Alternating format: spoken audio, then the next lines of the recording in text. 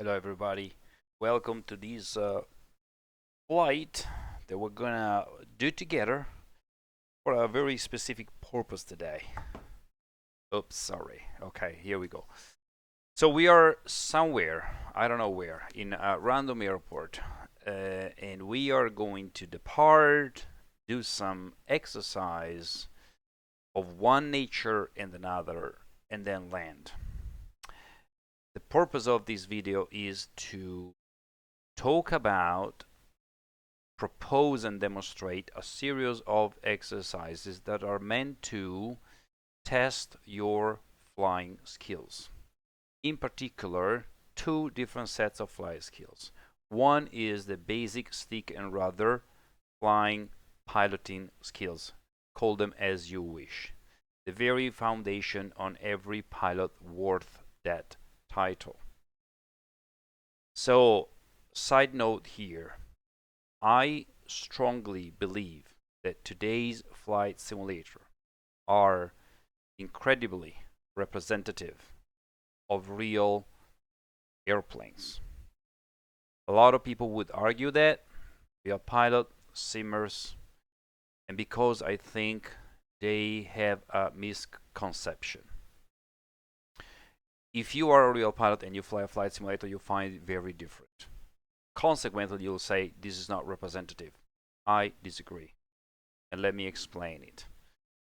There is pretty much the same difference between a flight simulator and the aircraft you're used to fly at your local aero club or at work than there is between two different aircraft.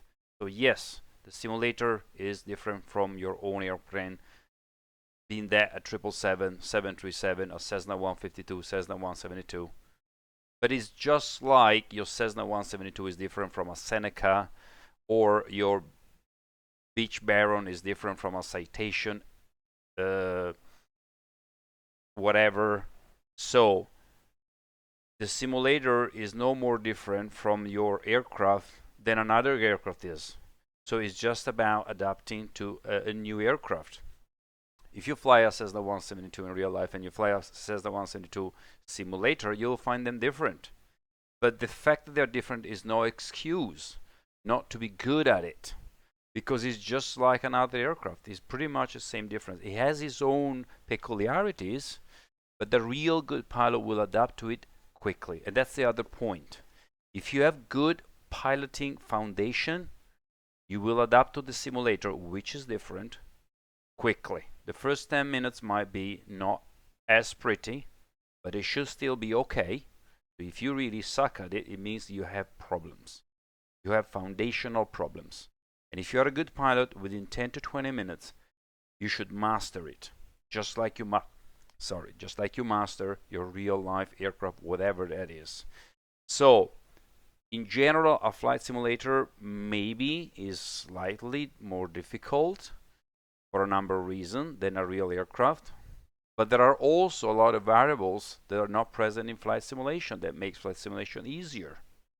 So there really is no excuse. Of course, a lot of real pilot would give it a go at simulation. They do suck at it, possibly, very possibly.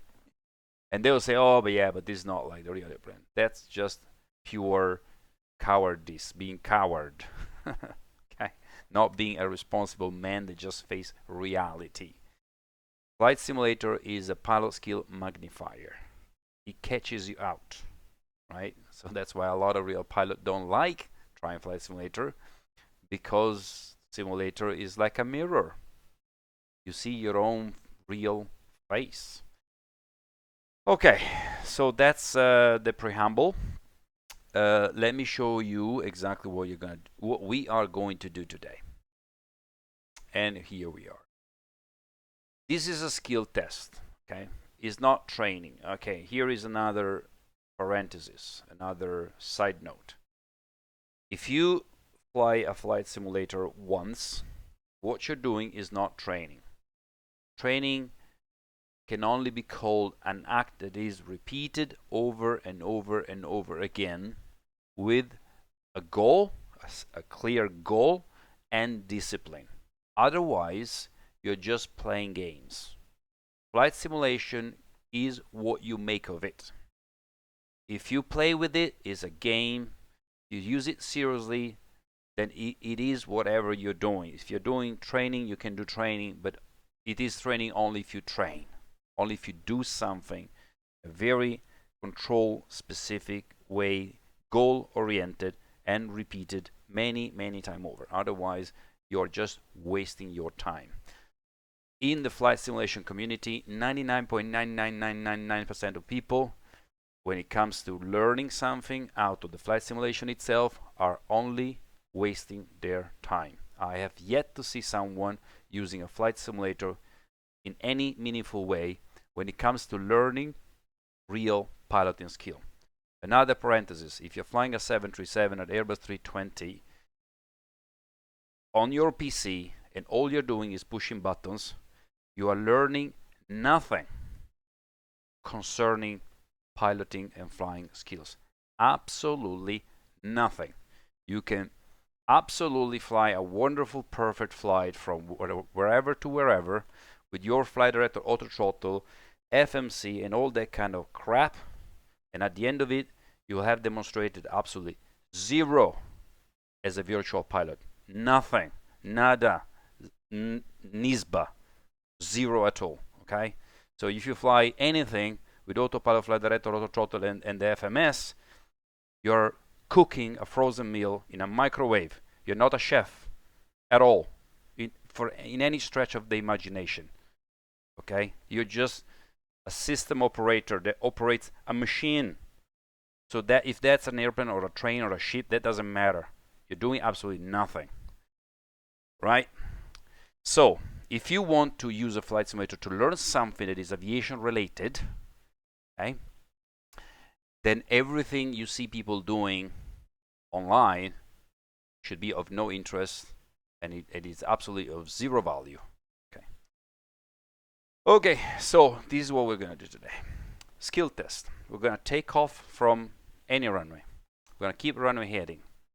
We're going to climb to 500 feet, and at that height, not altitude, height, we're going to restart the flaps. We're going to keep on climbing at a determined speed that you have to declare, whatever that is, you choose, doesn't matter. Has to be a sensible speed, of course. 4,000 feet. Why 4,000? Because this airport, it's 1,000 feet. So I really wanted to climb at 3,000 because usually all ILS start at that height. So because this airport is about roughly 1,000, let's make it 4,000, okay? And yeah, the speed has to be declared, and the power is cruise power. So after takeoff, you truck flaps, you set cruise power, climb power, and then you keep that power until you reach 4,000 feet, at which will level off, let the aircraft accelerate to cruise speed, and then we'll reduce the power to something that resemble some cruise power. At that point, the aircraft has to be trimmed within this parameter down here, the most important piece of all this explanation. Okay, 30 seconds to trim an aircraft. And then when you go hands off at that point, the aircraft should stay absolutely stable for 10 seconds. The more stable, the better. But within 10 seconds, you should not depart this parameter here. 1, 2, 3, ideally, or at least those 1, 2, 3. But this is already marginal. If this is what you can do, you suck at it, okay? And if this is what you can do, if you're a real pilot, you have to go search for your license and rip it apart, okay? Because you're a fraud. You're a complete fraud, and you should not be coming close to any aircraft whatsoever. So, and if you're a virtual pilot, that means that there is a work to do. Not a problem. There is just work to do. To be honest, even if you're a real pilot, you know, at the end of the day, if you can't fly the simulator correctly, as long as you acknowledge, like a man, and you don't hide, and say, okay, I'm not a pilot. I'm a piece of shit, and there's work to do. I guess that's fine, right? But it's a severe thing. If you're a real pilot, then you cannot do this.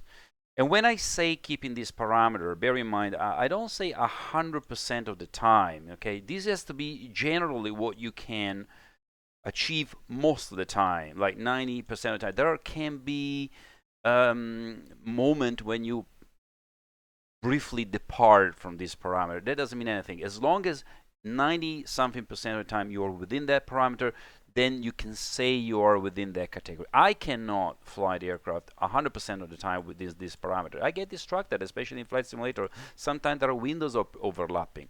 That's okay. That's okay but you cannot be stable outside this limit. If you are for extended period of time outside these parameters, then you do not belong to that category.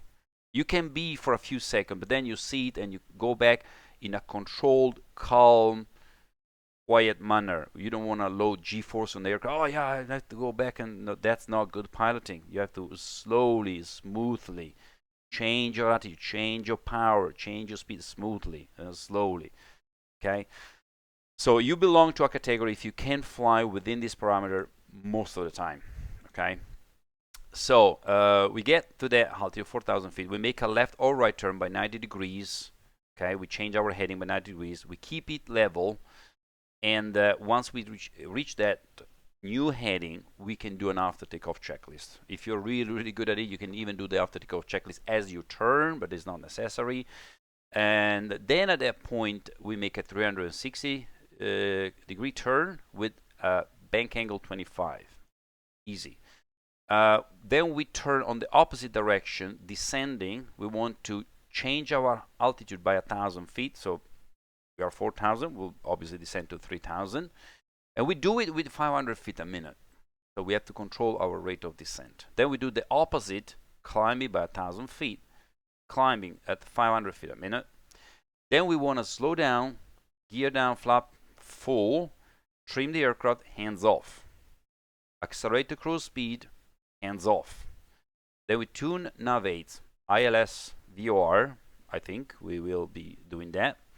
We tell where we are from these nav aids. We have to say, okay, I'm on radial blah blah on this distance blah blah blah. Okay. Then we decide what is a 20 degree off radial, left or right, and we go intercept it out inbound, and then or it can be outbound depending on the distance. If we're very close to the station, we find ourselves close to the station, we can start with a 20 degree outbound and then the 20 degree inbound. That doesn't matter as long as we intercept 120 degree off outbound, 120 degree off inbound. That's okay. Then we calculate our top of descent. What do I mean with that? Let me show you here. Okay, so this is the place we're going to be. All right, so we are gonna shoot this ILS for runway 04 in this Janesville, whatever. Okay, we are gonna take it. I think we're gonna take it from this point, Lochen, right? And so we need to calculate how many miles there are from this Lochen point to the threshold of the runway. And then with a given rate of descent, we need to decide what altitude do we have to fly over this point to keep that rate of descent all the way across the ArcDME, turning bound, and then catch the glide slope. In fact, we could calculate that to this point here. That's fine, because then once you're in the glide slope, nothing matters anymore. Okay, but we want to be turning inbound, basically past this point, Whitco, inbound, and find ourselves within the intercept window of the glide slope. So the glide slope can be just below us or just above us. It could be 2 dots, as long as it's not way off in a position where we have to do some aerobatic maneuvers to go catch it if it's below, or level off or even climb to go catch it if it's above. You don't want to. We want to be within the window. Ideally, when we turn inbound, we want to see the glide slope alive, somewhere above or below us. Ideally below us, but somewhere where we can easily catch it. One other rule is if I have to level my airplane to catch the glide slope, then it's not okay. It should be a constant descent. So I want to, if the calculation is correct, when I turn inbound, I should find myself around the glide slope. Okay. So we do this ArcDME. We choose that altitude and we start our descent over this point, Lochen. We descend at whatever we decide the rate of descent has to be. I will choose 500 feet a minute. I'll tell you already. and then we turn inbound, we shoot the ILS, we go to the minimum, which is 1,000 feet. Let's call it 1,000 feet. We don't want to be precise today. That's not the point of the video. And we go around, no matter what. We're just going to go around. Okay, we're going to go around. So go around. Here says to climb to 3,100, direct to Otley, blah, blah, blah. Yeah, we can do that. Otley is identified by what? It's an Arnav point, and that sucks. I wish to be from this VOR, so we cannot really. Tavni,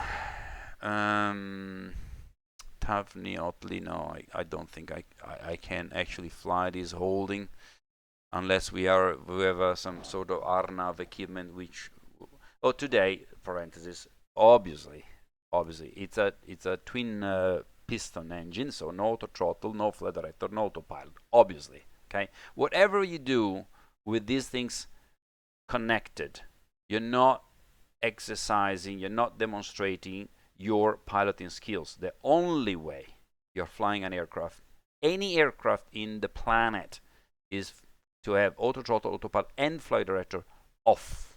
Otherwise, what you're doing is nothing. Zero value in what you're doing, okay? It's just bullshit. Oh yeah, I've been hand flying airplane, so what? With the flight director, my grandmother in 2 hours training can do that.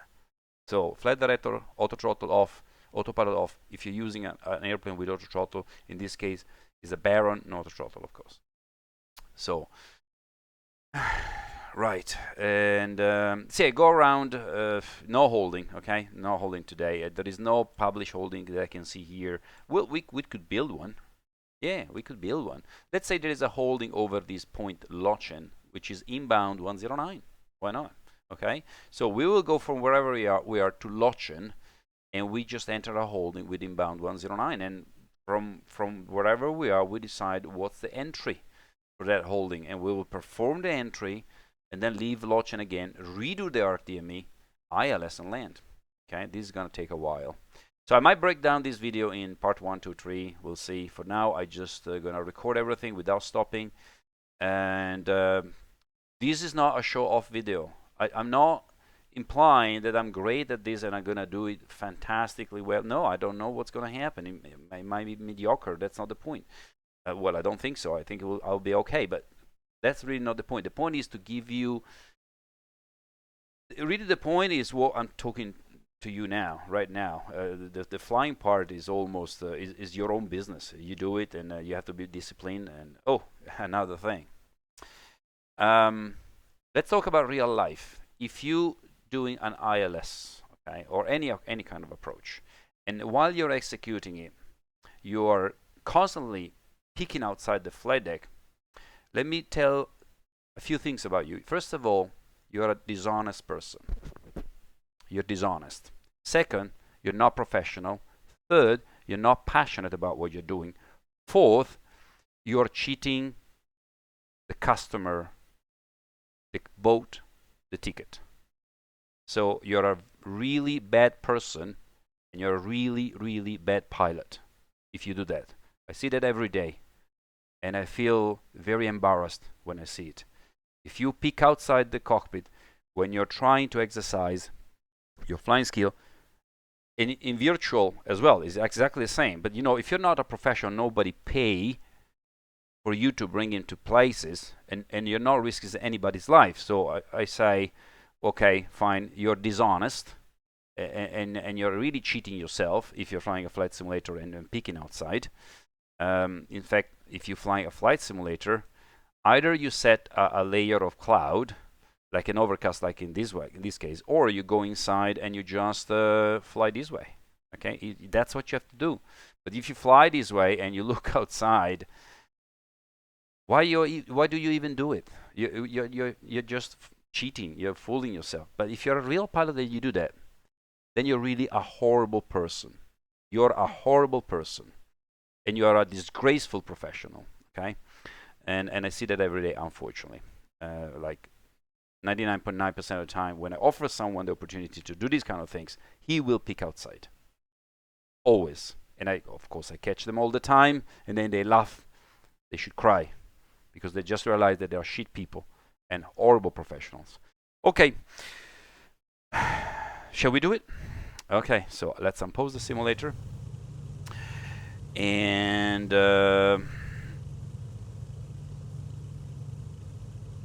okay, one more thing. This is not about flying this particular aircraft, okay? So while I don't want to land with the landing gear up, that would not be pretty. While I don't want to come in short final with the propeller not being full forward, this is not about this particular aircraft. So for example, if I forget the landing light, don't bitch me on your comments, say, oh, you forget the landing light, because you will get a very nice FU. No, FO. Fuck off. Sorry. Sorry, I'm not politically correct, okay? Just let me just put this out in the open. I'm not politically correct, so I'll tell you what I think, and I don't care. So this is not about this particular aircraft. This is not about SOP, procedures, and lights, and pumps, and it's not about that. It's about being able to fly the aircraft, okay? So obviously, operating the machine correctly, it's important, but it's not what this video is all about, okay? So you want to put the pumps, okay? Where is the landing light? Landing lights are here, they're on, and then where are the pitot heat? They're on. Yeah, it's all irrelevant, okay? We don't care about this, okay?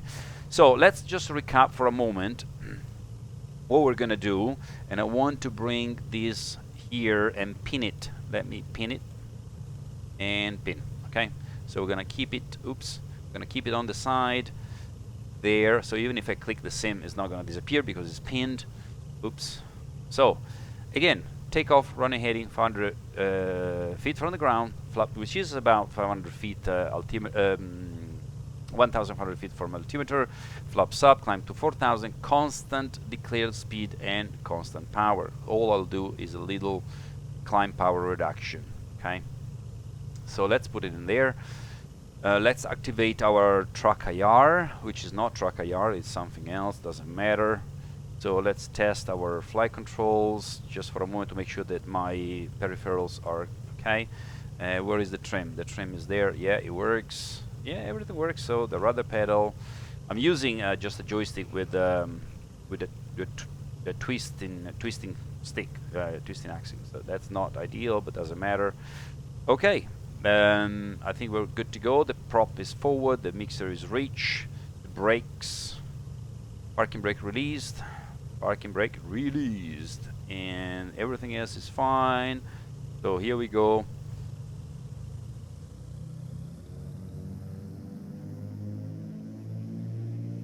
The wind is a little bit from the side because it's been set for runway 04 ILS approach. But we try to keep the center line. Airspeed is alive. The power looks good. The gauges are good. Yeah, the wind is from the right, I can tell. But we try to keep it on the center line. So YR, I like to rotate here. Right. Gear up. I can tell the lever was up already. I don't know why X-Planes always starts that way. So I'm gonna keep the blue line initially. Gear is up. I keep that heading. I feel like I could already raise the flap, but I said 500 feet, so I'll keep what I said. Not really climbing too well. A bit of aileron trim. Okay, we are into the soup. Not climbing at all. Okay, that's 500 feet, so flaps up. I'm gonna try and keep my heading, try and keep it climbing, and then I declare my speed, which is a blue line. I want to climb at blue line, okay?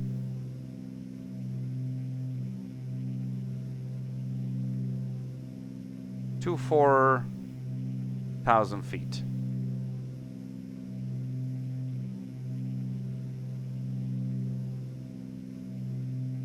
All right.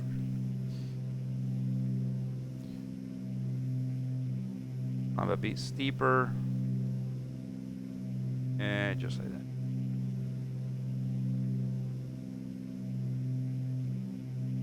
I'm trying to trim the aircraft so that I can go hands off. I still have runway heading, as you can see. Yeah, let's go this way. This way. Right, my ends are almost off in the climb. That's not a requirement of the exercise. But I like to, for an extended climb, I like to go hands off anyway, so that I can focus on other stuff. So I don't want to go climb power because I see that this aircraft is already struggling with full power, so I'm going to keep full power. What I can do is to bring the prop back a little bit, not to be on the red line all the time. Yeah, just outside the red line. Not climbing at all, this thing. Okay, well, the important thing is that we declare the speed and we are keeping that speed. We declare a heading, which is rudder heading, and we're keeping that heading, and I'm hands off now. I'm completely hands off. Okay, even though this is not part of the exercise, it's a goal nevertheless. At all time, that's 1,000 feet to level off because I'm hands off, and it doesn't cost me any effort to fly the aircraft within parameters. Then I can share my attention, my focus to other things. So like altitude, for example, engine parameters, fuel quantity, whatever, everything. So EGT is way low, of course, but we're climbing, we keep it that way. Now we're a little bit slow. This aircraft is really not performing at all. I want to lower my rate of climb slightly to get those few knots back. I should have done this exercise with a lighter aircraft. I think in the file, in the X-plane, this airplane is being set very heavy, like fully loaded, and we know light twin, when they're fully loaded, they're like a jumbo jet. They just don't perform that well. Okay, now the speed has gone way too high, but that's good. I can use it to climb a bit more swiftly to my 4,000 feet. Alright, we're back at the blue line, still on heading. Yeah, that's the blue line. About to level off. And here we go. We're gonna level off. Leave the power where it is because we need to accelerate. We're gonna find out what the cruise speed is in a moment. Let it accelerate.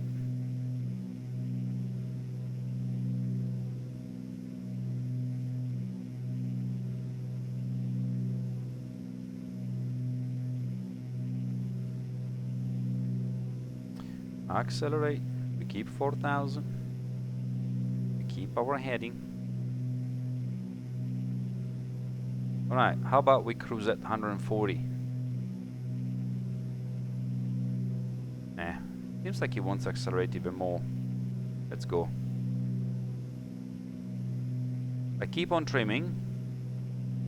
Okay, that's the one thing that I can acknowledge. It's very different from a real aircraft. And more difficult, trimming the aircraft. Okay, it is not the same difference as there is between two different aircraft. This is really different. But it's something that a quick mind and a good pilot should still learn fairly quickly. But I would be very forgiving for a pilot, a real pilot, that cannot trim the aircraft immediately perfectly well, because it is different. Okay, trimming a flight simulator is different because it doesn't have feedback controls. That's maybe the topic of another discussion. All right, I'm at 160, so I declared 160 being my cruising speed, and now I'm trying to just trim the aircraft. I'm pretty much hands off now. I just reached the speed. Okay, it requires a higher map, looks like. Baron is in real life and in the sim what's called a pitch and pitch. Now my ends are off. My ends are off now.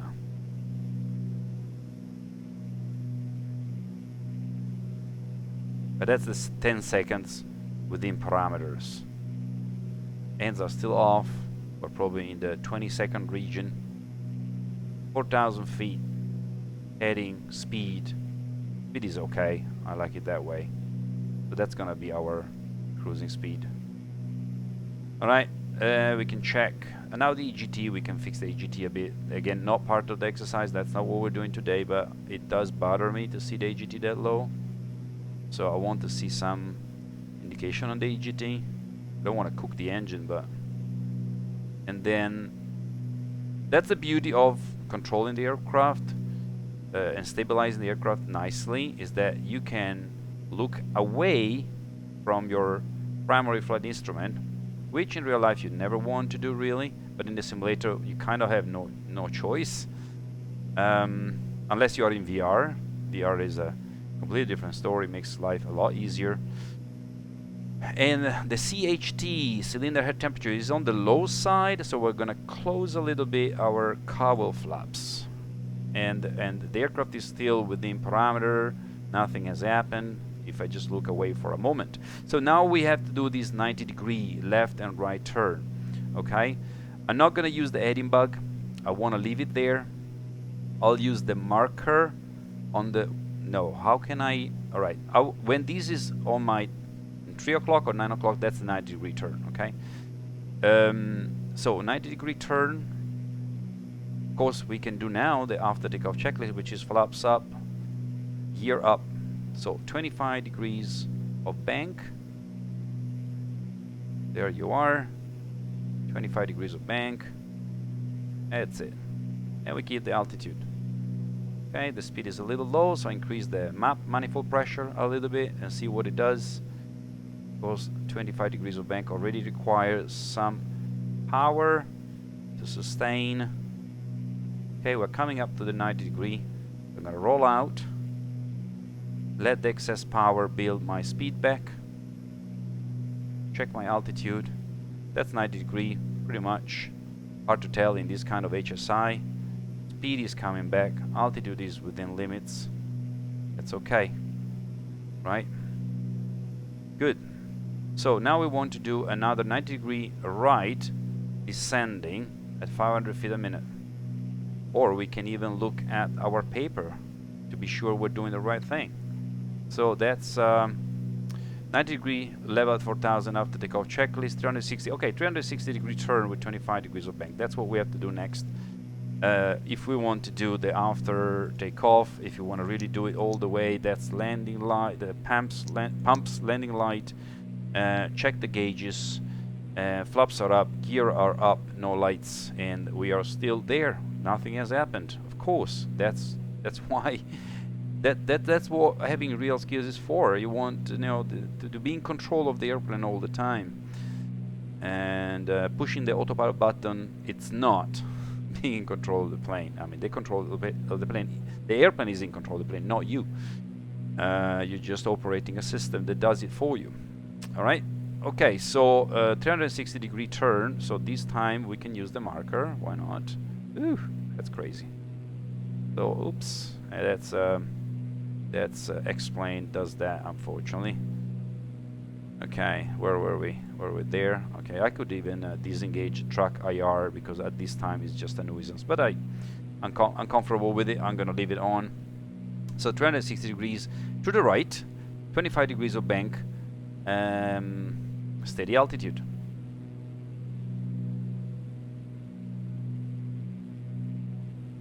Let's add some power now because I got caught before. Not too much. We're a little fast. 25 degrees of bank. 25 degrees of bank. Is that right? Yeah. Speed is still a little fast, so reducing the map a little bit. Just a few knots, but let's try to be as precise as we can. 25 degrees of bank, altitude. I can shave off some feet, so less power, less map, because we have to decelerate and descend. But I do it with very, very minute rate of descent. Nothing has to be dramatic. That's really, you want to be smooth. There's no point on having the right parameters but achieve with crazy abrupt changes in your axis and power. That's the altitude, that's the speed, so let's restore some of that power back, otherwise it's gonna go below. That's altitude. PSI, my phone is dinging, so I should put it on silent. I don't know if you heard it. Did I reply the text message while I'm flying? I could, I guess. All right, so that's the altitude. Rate of yeah, VSI is 0, speed is perfect, bank angle, that's it. Quite satisfied with this.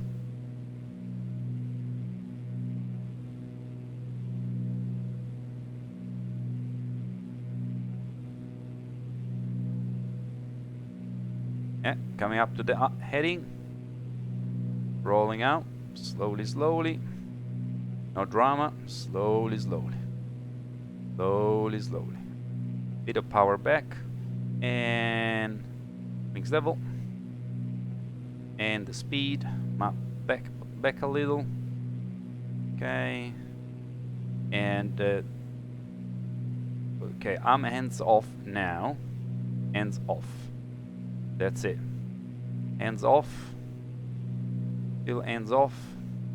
Parameters, annunciator, everything looks good.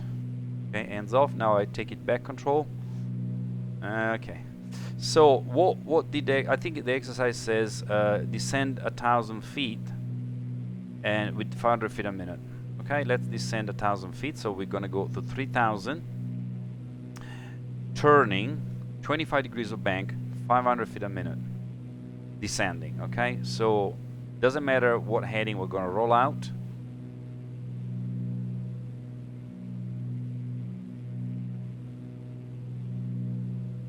$500 feet a minute.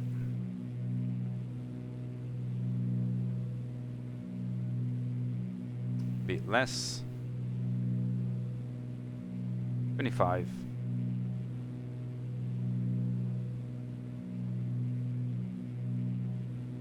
Right, there you are. 500 feet a minute. 160. 25 degrees of bank. Keep it there.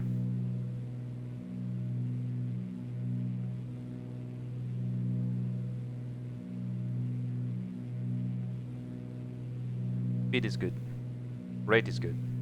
Bank is good. Keep it there. Freeze it.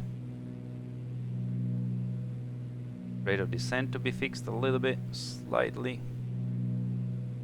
Now I'm using a horrible joystick. That makes a big difference. So the better your controllers, the easier this is.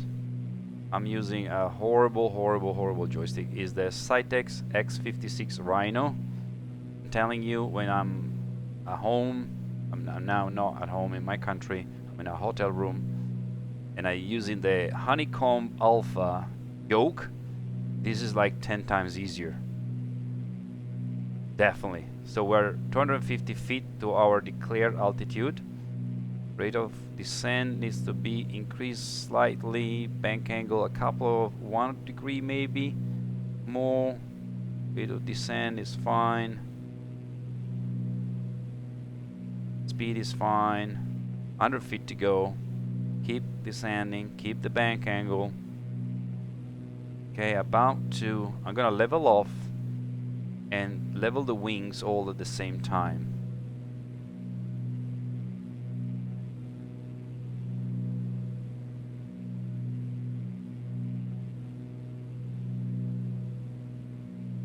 I haven't spoken to you about parameters. I personally hate parameters. So somebody said, oh, you have to keep these many degrees of pitch, these many inches of manifold pressure. I hate that.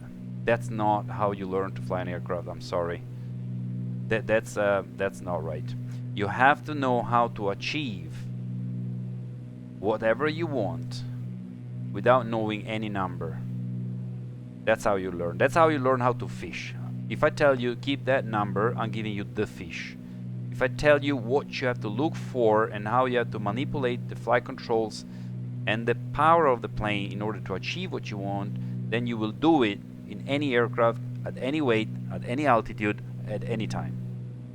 Okay, so forget about so many degrees of these, so many inches of manifold pressure, RPM, forget about all that. That's not the way. Flight school do that because it's much easier for them. They give you some reference. Oh, at that tree you have to turn. You know, when you see that river you have to turn. Then you change location and you're screwed. Oh, with this many degrees and that RPM you do this and that. You change aircraft and you're screwed. You have been given the fish, but you have not been taught how to fish.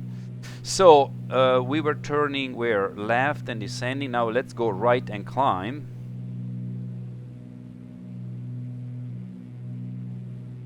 $500 feet a minute. Let's go for this 25. Increasingly at power. I am full power now. If you are at full power and you still cannot keep the speed, then it's okay.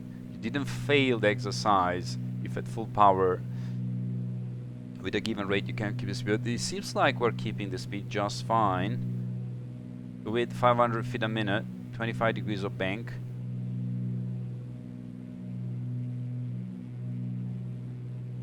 Yeah, you see it's not really keeping the speed. That's fine, doesn't matter.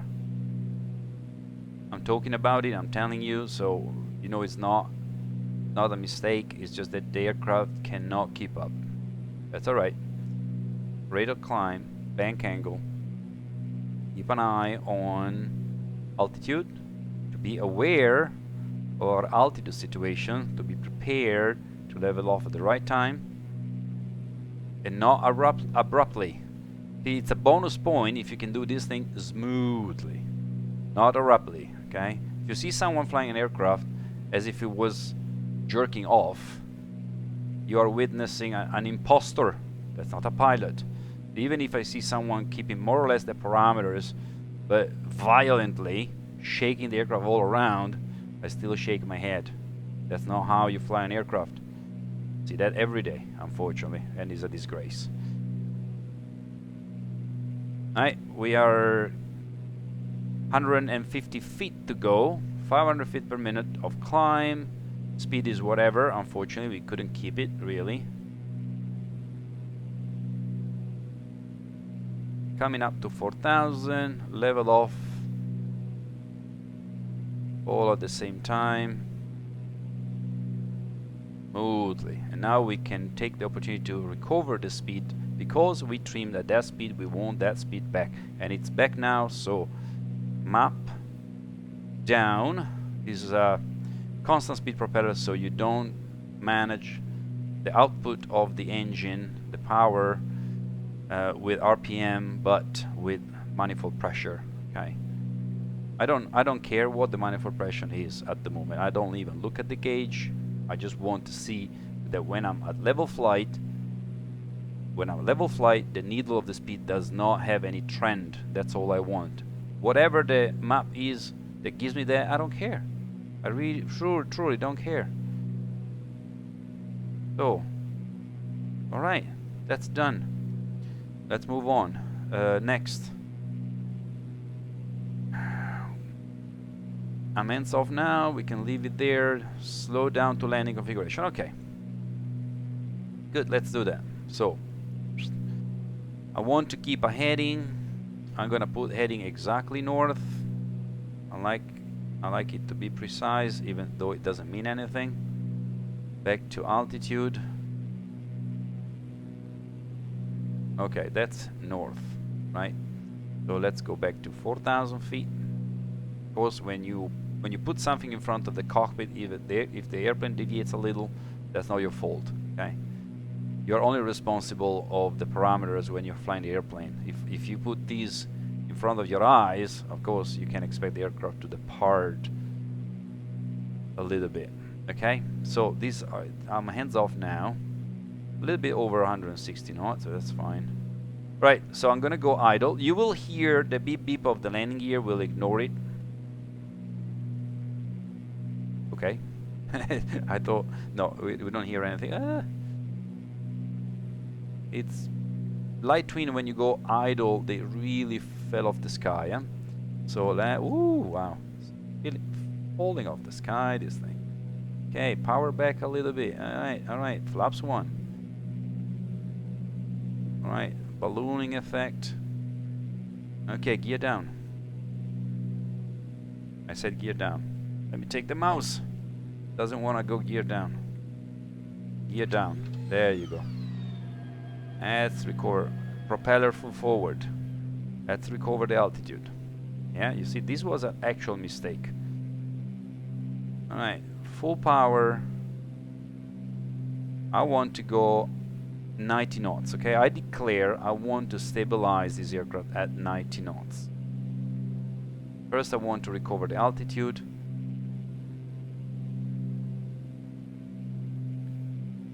Let's see if I can achieve this with flap full. Okay, now we're flap full, gear down, propeller full forward.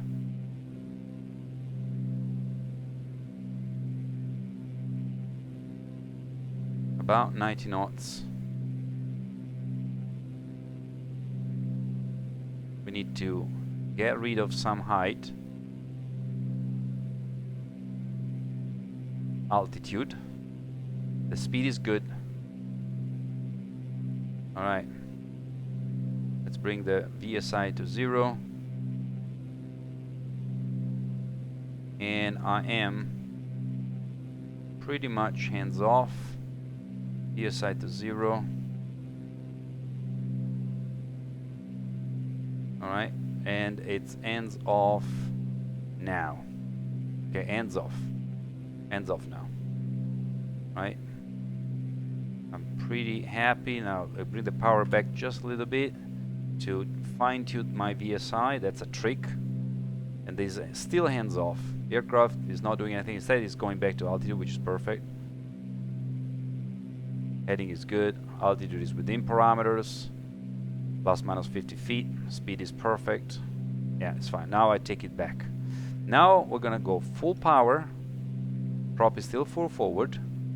Gonna take the gear up. 1 notch of flaps up. Mind the effect on the VSI. Keep it there. Let it accelerate. Now it's accelerating even more. Flaps up.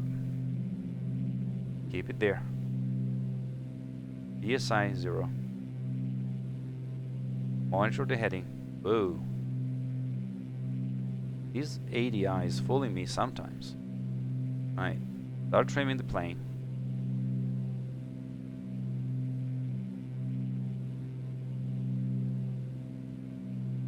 So we go all the way to 160. Then we trim it, and we have to go hands off. The quicker, the better. In the meantime, gear up, flaps up. That's all checked. 150 and accelerating. VSI still to 0. 155.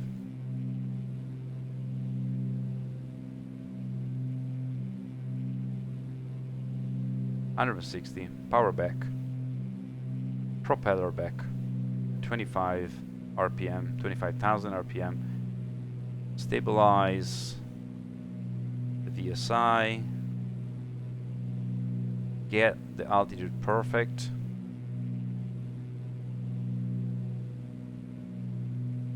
Speed is steady, and my hands are off now.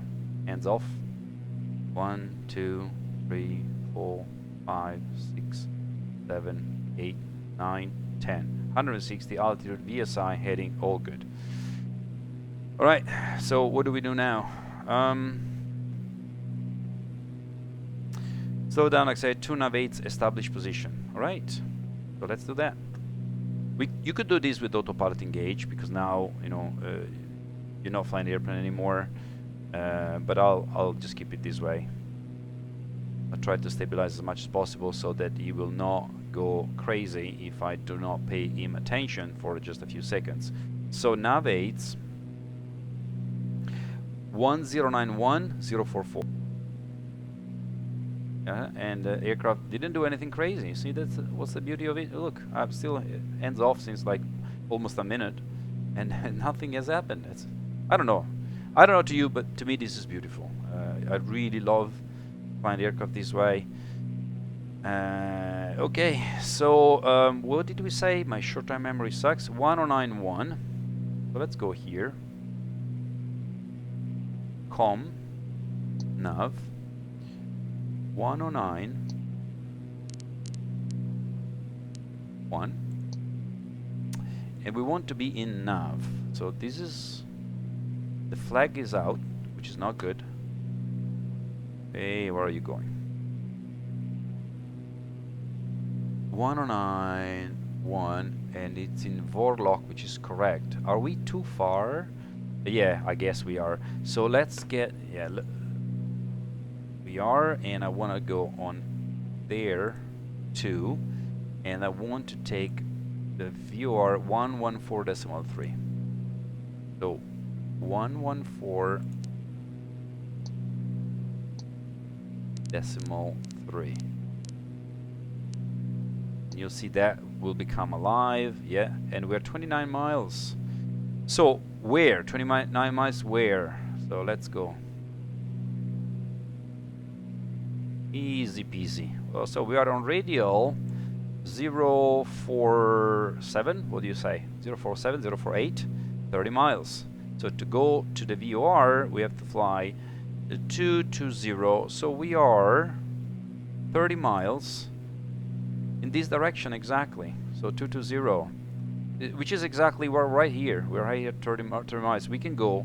Let's go to Nashville VOR, intercept the 15 DME, the 8 DME arc, and then we're gonna go to Lolchen when we pass 109. So what I want is 14.3. In the meantime, the aircraft must have gone crazy. Not too much, not too much. It's just a bit of hitting. That's all right. That's absolutely all right. To be expected if we don't pay him any attention. But you see, it's not falling off the sky. That's the point. So I want 114.3 active on nav 1. 114.3.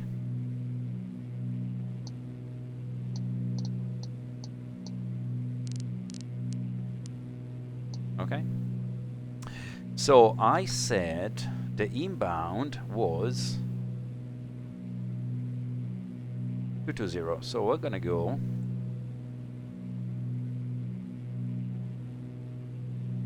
there you go. So let's go rough in a rough way. That's it. So every time you do something, even if you decide to do it in a bit of a rough way, you still have to fly the aircraft professionally. So don't let the speed go wild, don't let the VSI go wild, don't let the altitude go wild. You know, being able to bank more than airline standard, it's a good thing for a pilot. You want to bank 40 degrees though, bank 40 degrees, but don't let everything else go out of hand while you do it. All right. Now we're flying inbound, and we are at 29 miles. So we're gonna go all the way to just before the 8-mile arc, and then just okay, intercepting their radial.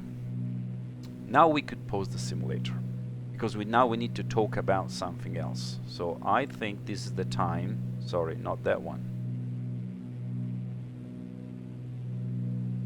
This one.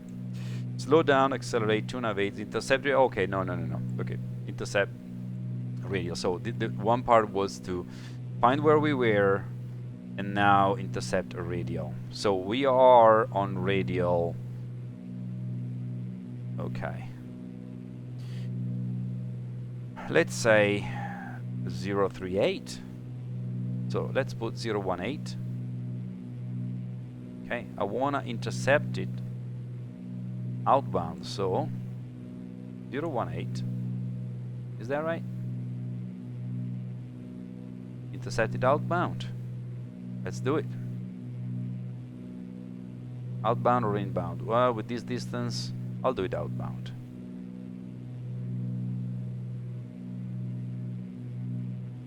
First, I'm gonna stabilize my aircraft to a 90 degree to the station.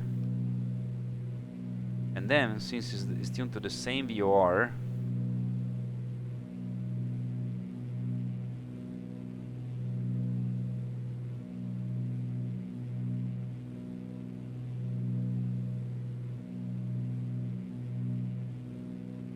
to 8.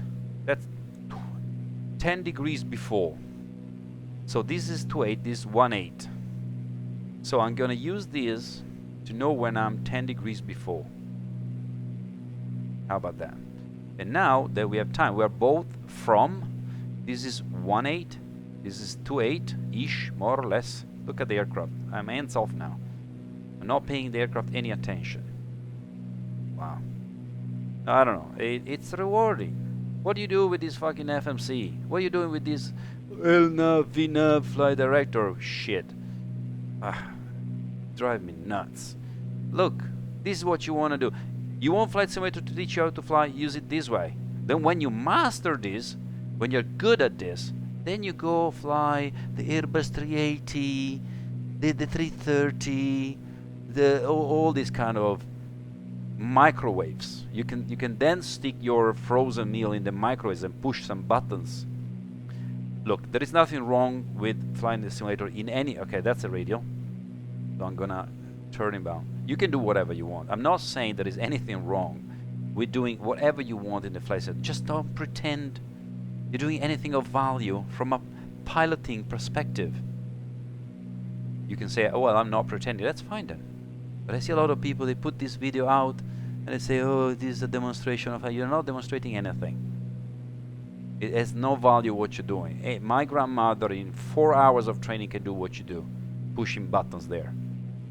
And no, my grandmother is not a test pilot. If you were wondering, it's not. In fact, she's not alive anymore. But if she was a farmer, and she could do what all YouTubers do in 2 hours of training.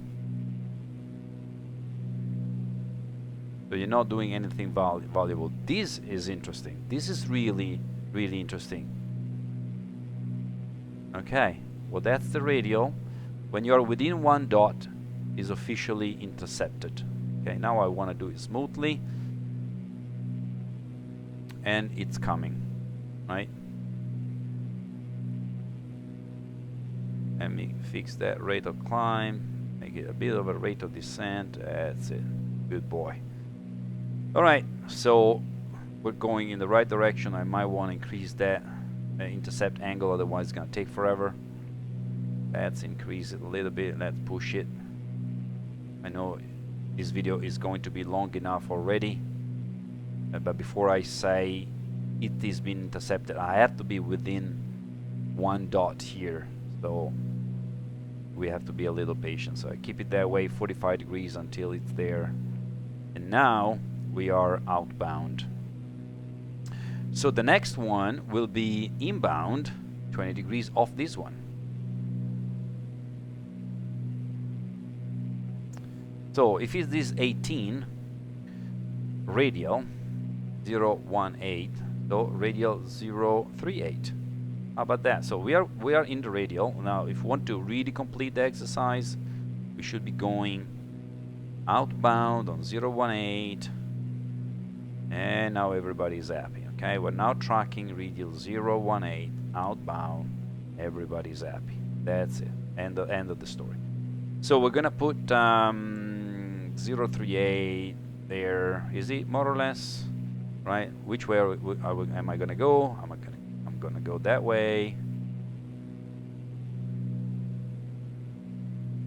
The 30 degrees of bank. PSI 0. Altitude is exactly perfect. Speed, is a bit low. Let's add some power.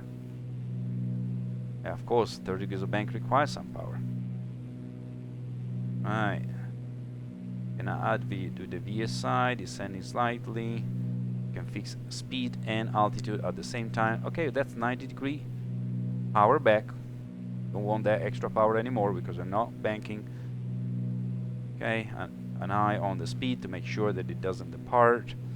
VSI to make sure that it doesn't do anything silly. So,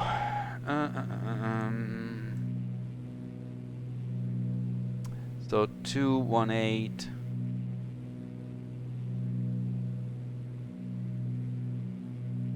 Careful what you're doing. I don't care so much about the bank angle. I do care about altitude. You know, we need to keep our altitude within those 50 feet, possibly, and keeping the speed exactly at 160. That helps as well. All right, hands off now. There. So what is it? 218, 202. Okay, 208. It's coming already. So we are about 10 degrees. Gonna keep going this way.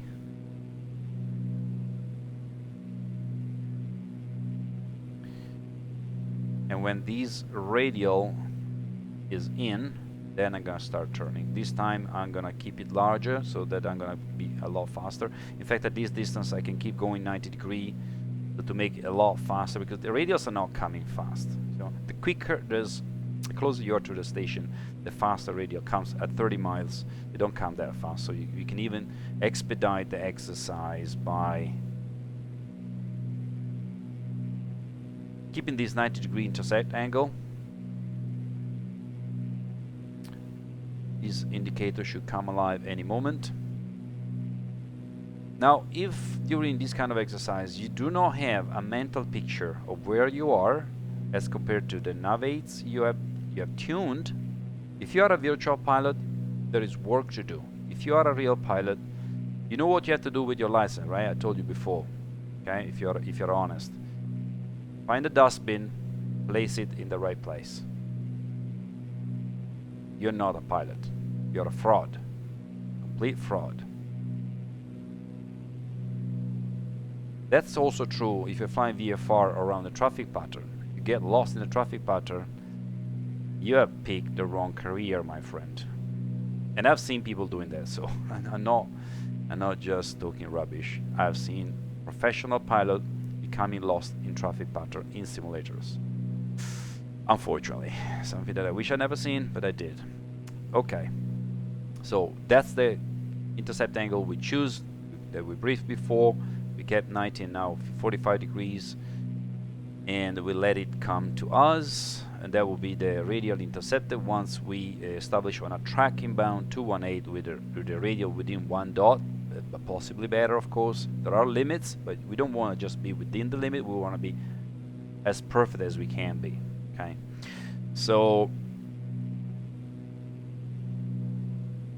simulators really requires all piloting skill to be there, just like a real airplane. It's exactly the same thing. Well, I had people asking me, no, I had pilots with license in their pocket not being able to tell me anything about these arcs. So in that case, I should not kill the subject, but his instructor, to be honest. Okay, that's really that's beyond the subject. You should really have a word with this instructor. But okay, I've seen that, unfortunately. Okay, speed is to be fixed a little bit. Altitude is perfect. We are on the radial. We can check periodically our fuel. We start with 54. We have 34 gallons. We're doing all right. Let's keep an eye on that. Engine parameters are absolutely perfect. EGT, I like it.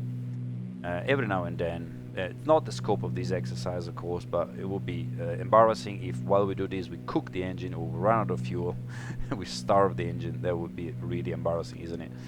So every now and then you want to have a look at those kind of things. So radial inbound, 21 miles. So this is the time to pause the simulator. Okay, we pause the simulator, we go back to the chart, and oopsie. Okay, so what we want to do, climb to calculated top of descent. Okay, so I want to figure out at what altitude do I want to be over Lochen to begin a 500 foot per minute descent all the way across this arc, come on final, and meet the glide slope somewhere nice. Okay, so what I want to know first, and let's stop track IR. Let's take a pen. In real life, you're gonna be with autopilot in cruise altitude when you do this, so it's perfectly acceptable. And I'm back. Sorry guys, I had to take a break. My hotel room was getting too hot. I needed to go to the toilet, drink a bit, and take a chewing gum. Too much talking. So we were at this exercise that I was saying in real life is done when you're at cruise level with autopilot engaged. So here we can put the simulator pause, we can take our time, there is no rush. These things need to be done slowly. Okay, you're not proving anything. Well, I guess if you can do this very quickly, you're actually proving something. That means you master the calculation, the reasoning. But I am against going quickly when it comes to these things. You will make a mistake at some point, sooner or later. It's just a matter of time. So I am not impressed by people doing this quickly. Yes, they prove that they know what they're talking about precisely, but on the other hand, they're not being professional. These things needs to be done slowly. Okay. So okay, here comes the interesting part. How many miles there are between Lochen and Whitgo? Let me take the mouse. From Lochen and Whitgo. Who knows it? In real life, on the line with professional pilot, who knows it? Let me answer this question. Nobody. Like nobody. Okay. So between Lochen, radio 109, and Whitgo, which is 224. So if I do 224 minus 109, it's 115. So there are 115 radials between Lochen and Whitgo. Usually in this thing there is the reciprocal as well. Oh yeah, anyway, it's 180 plus 44 makes 224. So 224 minus 109, 115. Yeah, that's correct. Now we multiply that by the DME by 8. So times 8. You can do it with a calculator, that's not a problem. Times 8 equal to whatever. And then you divide it by 60. Divided by 60. And that makes it 15 miles. So write that on a piece of paper, 15 miles between Lochen and Whitgo. Okay, then from Whitgo to where we're supposed to catch the glide slope is another 6.4. 6.4. So if we add up, we have 21.4. 21.4 miles between Lochen and Weihai. To be honest, it's a bit less because here you're cutting the corner. So I'm going to call it 21.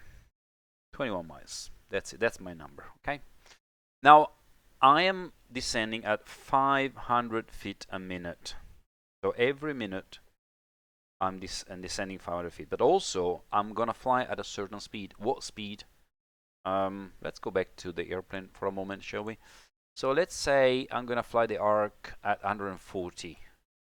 Okay, I'm going to fly the arc at 140. So I'm assuming to fly 140 all the way to here. Of course, that's not true, but I'm just planning my descent. Okay, there will be deceleration, of course, in there, but I'll try to, as long as I keep the rate, that's fine. That's fine, even though I'll slow down later. Okay. To be honest, once you have left Lochen at 500 feet per minute, it will not matter anymore what speed you keep. It's going to be irrelevant as long as you keep 500 feet a minute. And well, that's not entirely true, isn't it? Okay, it will matter. But once you, what I really want to say is when you get to the glide slope, then it will not matter anymore. And I believe it's not going to be a wave; it's going to be way before. So, where was I? Okay, yes. So, how many minutes from Lochen to Weihai if we keep 140? So that's 140 divided 21, that's 6.6. 6.6 minutes time 500 is 3,300 plus 2,700 because we want to be at 2,700. So it's 6,000 feet. So I want to leave Lochen at 6,000 feet, descend at 500 feet a minute, and I should be turning inbound and find myself near the glide slope. Okay, glide slope is very narrow band, so Even if it's full scale, that's fine, as long as I can fix it without aerobatic maneuvers. Not expecting to be on glide, but I should be around the glide, okay, in a place where I can fix it, you know, maybe going idle power and gear down a bit early, or flying nearly level for just a couple of miles, something like that. You know, because these light twin, they don't have a great rate of descent, we can consider a 200 feet a minute rate of descent an acceptable rate of descent to fix the situation. You don't want to go level, but 200 feet a minute is acceptable. If it was an airliner, then you would usually descend not at 500 feet a minute, but maybe 1,000, and then 500 become acceptable to fix. So 6,000 is my answer. Okay, let's see. Again, maybe I'll be off. Doesn't matter. It's an exercise. You can make a mistake in the exercise. The important thing is to establish an exercise, have the discipline to work on it until you master it. If you've done a mistake, you think, okay, where was my calculation wrong? Maybe I was too quick trying to do the calculation. Maybe I've made a mistake somewhere, right? So my answer is 6,000 feet. You can, if you have a different method, and by the way, there are different methods to do the same. Let me just check one thing. Test. Yeah, that's all right. I thought maybe I'm talking to myself and you're not hearing me. All right, you should be hearing me. So we are coming, what was it, 218? So basically from here, we're going to intercept the 50 DME arc. When we pass the 109 radial, we are going to be officially at Lochen. We keep 8 miles DME arc. We descend to 3,100 feet, not lower. When we pass a beam width go within the localizer, we can leave 3.1, descending to 7, and then we should be getting to the glide slope. Now, before we unpose, let's talk about the go-around, because I don't want to talk the go-around as I execute this maneuver. The go-around is straight ahead to 3,100. Doesn't matter, let's go with 3,000. Just a round number. I like round numbers. The MSA is 3,100, that's why the go-around is to 3,100. Minimum sector altitude based on to the Janesville VOR. So we'll keep on nav1 the ILS, and on nav2 Lochen. Or, in fact, what we can do, we have the ILS, well, yeah, I'm just thinking what's the best. Yeah, I can do this. Yeah, I can do this. Okay, so standby ILS, active nav1 Janesville, and active nav2 Janesville. We use the HSI to track the 109 radial and to discover when we are over Lochen, and the nav2 to shoot the VR, the arc. Sorry, the arc. During the arc, we swap one from Janesville to the ILS India Juliet Victor Lima. And then we'll also have to set the course 044, and we establish on the glide. We do the go around. After the go around, so go around is going to be, I'll push power full forward, positive rate gear up, flaps up one notch, so we go from landing to approach, and then as we accelerate through the blue line, we even flaps full up, and then we climb to 3,000 feet, 3,000, whatever you want. I don't care, whatever. Yeah, say 3,000. And then we turn right, we intercept the arc again, and then we'll do this again, and we'll land. Easy peasy, huh? Is that clear? All right. So now you have to give me a few seconds to stabilize the aircraft. Okay. Let's see. I want to find a sort of a map that keeps me stable.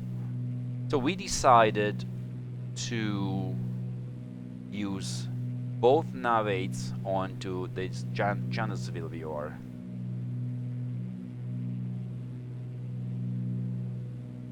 Okay, I want to be stable. The distance is truck IR. Let's center it. Distance is 19. Oh, we're coming close. All right. Shoot. So 143, that's done. Okay, basically I have to do nothing. I think, okay, we are gonna have a problem, because in order to fly an arc DME, you need a bearing pointer, which we don't have. Alright, doesn't matter. I will do something which is really unorthodox. To fly an ARC DME without a bearing pointer, which is really crazy. Okay, it's too difficult to explain why that is. Just trust me, that's not normal. That's the 109 radial. Let's see if I can do it. I'm not even sure. Alright, so I'm gonna change my plan. 17 miles. I will not turn until I am... Okay, I have a plan in my mind. Let's see how it works out. I have a plan in my mind. So, standby, I want it to be 1091. Is it correct? 1091? Yeah, 1091 is correct. And 044? Yes, it is 044. Okay, I know everything. I need to know. 15.8 miles. Let's go. Let's go. Oh, no, sorry. See, it's not 15 miles what we want. It's 8 miles. Good, that's alright. No panic, no sweat. I'm telling you, I'm having fun. I just love these things. I really do. So it is fun. I don't understand, guys. What is the fun in pushing button in a CDU? What is that? I don't get it. I really don't, honestly. Why are you even doing it? It has nothing to do, like nothing to do with being a pilot, okay? That has everything to do with taking an helicopter, going in on top of Mount Everest and taking a selfie. Oh, I've been on top of Mount Everest. So what? With a fucking helicopter? You need to climb the mountain. You need to train all your life to be able to climb the actual mountain. That's an achievement. If you're pushing buttons on a CDU and engaging autopilot at 200 feet, you're taking a selfie on top of the mountain after you've gone there with an helicopter. That's all you're doing. Has no value to it whatsoever. If you're talking about piloting skills, that is. Obviously, it's not easy to master a complex machine. But then, if you do, whether that is an aircraft or a submarine, it makes no difference. It's just a machine. You're just pushing buttons. It's pathetic, really. It's so boring, makes me yawn just thinking about it. Alright, now we have re-established the situation awareness. Okay, situation awareness that we are in trouble because we don't have a bearing pointer, but we will try and do that anyway. So this is set to the 109 radial. That's 9.7. It's gonna go quick, I'm telling you, because it's only 8 miles radial. 8 miles DME arc, very narrow, very narrow. It's suitable for this kind of aircraft. So let's say 8.8. We're getting there, so I'm gonna turn and decelerate in the meantime. Oh, I have to climb as well.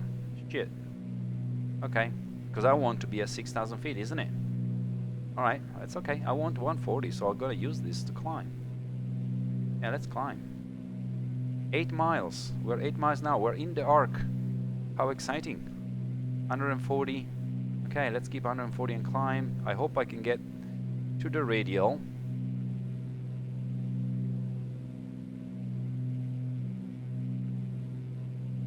Prop are full, 7.9, so I keep a little aperture.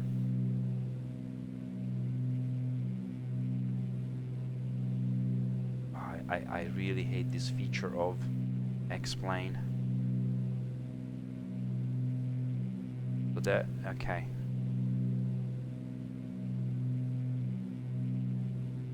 .4, you are within the arc. If you're 0.3 of a mile, okay? 0.3 of a mile, you're within the arc. 0.6, well, we're outside of the arc right now. So I'm gonna fly in. Proving a little difficult, but it's okay.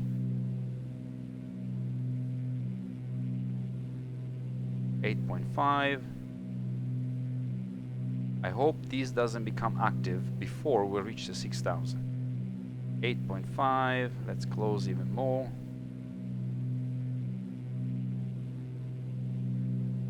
Basically, I have to operate it very, very slowly. 8.4.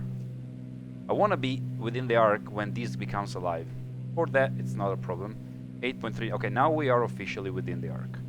But I want to keep going with this heading.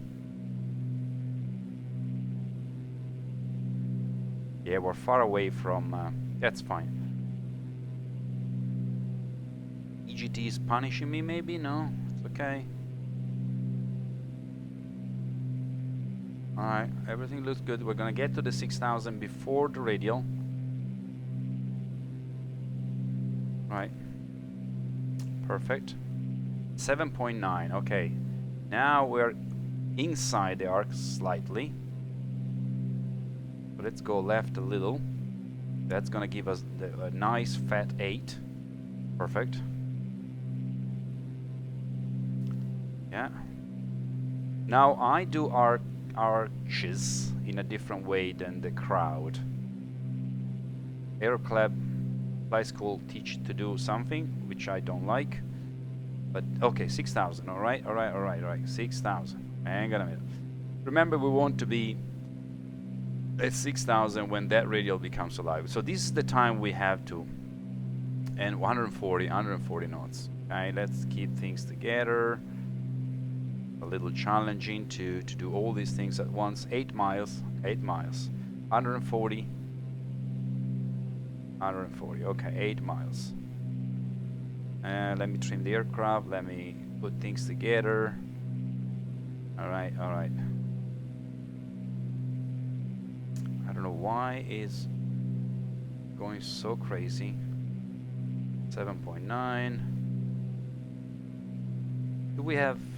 Is there anything like gear down, flaps down, anything? Not at all. Because it's not accelerating. Sorry. There's something that is not right. Okay, 8 miles. 140. Okay, that radial is passed just now. So we're about 6,000 feet. So this is the time to start descending at 140, 500 feet a minute. Okay, so 8.2.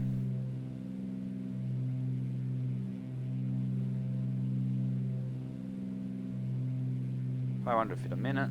8.3. We're still within the arc officially. I'm still trying to keep things together. All right, 500 feet a minute. Okay, 140. 8.2. 8.1.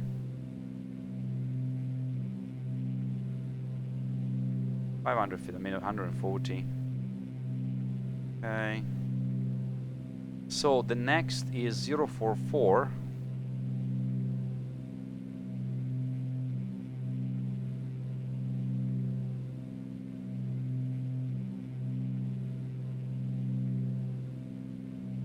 .7 miles, still within the arc, but we want to 7.6. Now we're officially outside of the arc, but I can fix it.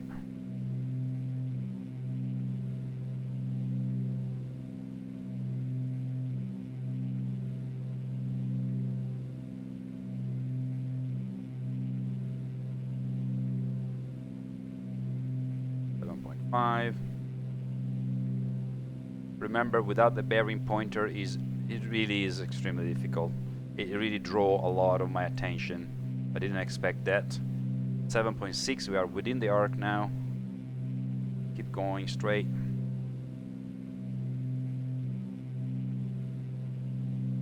.500 feet a minute. 7.7. We are abeam. I have to keep on doing this. I want this 044 is no way. Come on. 044, that's it, that's what we want. Let's keep descending. 7.8, but definitely within the arc. Okay, finally I managed to get back to a very stable situation.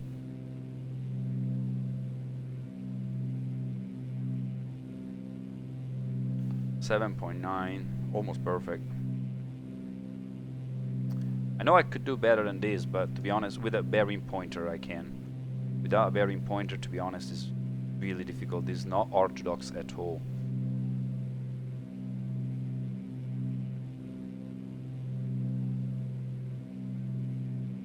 035. Okay, I want to be advised a little bit in advance. 7.9, burn too much. 7.8. Let's descend a bit more. 7.7, still within the arc.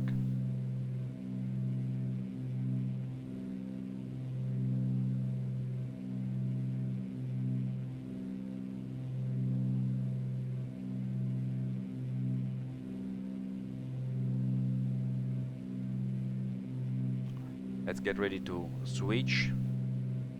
7.7, still within the arc.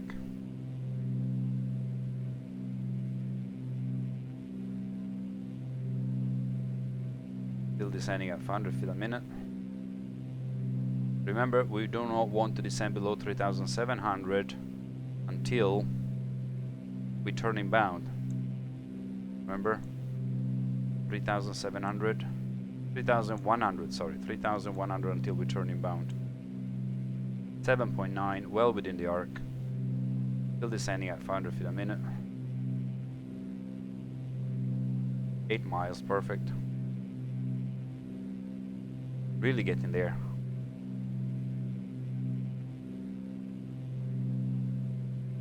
.1. Let's make it a little tighter. So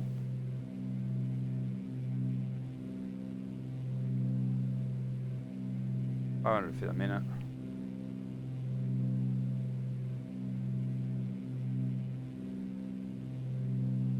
Okay, it's time to switch the frequency. Put 044. That's the radial coming.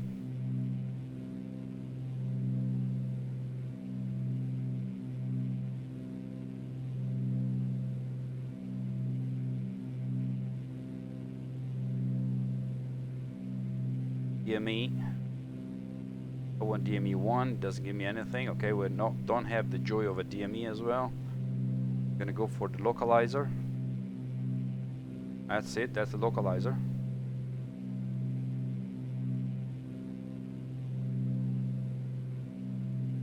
Okay, got the localizer, keep descending at 500 feet a minute, 140.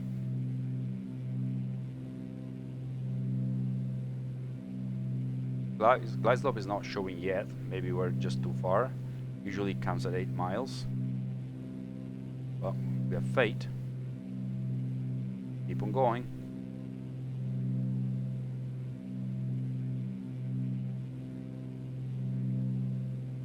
Now I don't have a DME, so I really can't tell. I have to have faith on my calculation. I can't tell whether I'm high or low. But I'm keeping 500 feet a minute. I was within the arc 99% of the time. I'm on the localizer. 10 miles, I hope. Let's just say 140, 500 feet a minute on the lock. Hands off. Completely hands off. I'm pleased with all of this, but now, you know, it's the mathematical calculation. There was some approximation as well there. How embarrassing if the glide slope is not going to show up at all. Are we in the wrong place? No, it should. Sometimes there are some flight simulator database issues in places, but we'll see. If it doesn't show at all, I will have to repeat this exercise elsewhere, and I will have to cut this recording. But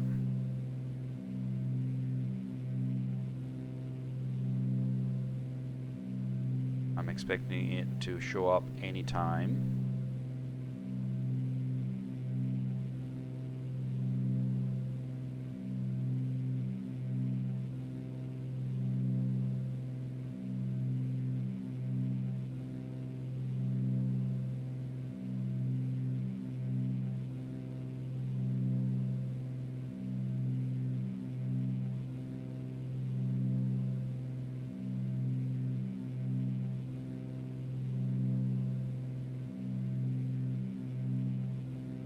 Oh, we don't have a DME. We do have a DME, but it's just for the VOR, and the VOR sits where? I don't know. I don't really know. Doesn't say. Okay, there is the glide slope. I can see it. I can see it. We are below the glide slope, which is okay. So I'm gonna put 200 feet a minute. Remember, 200 feet a minute is kind of acceptable. There is the glide slope, man.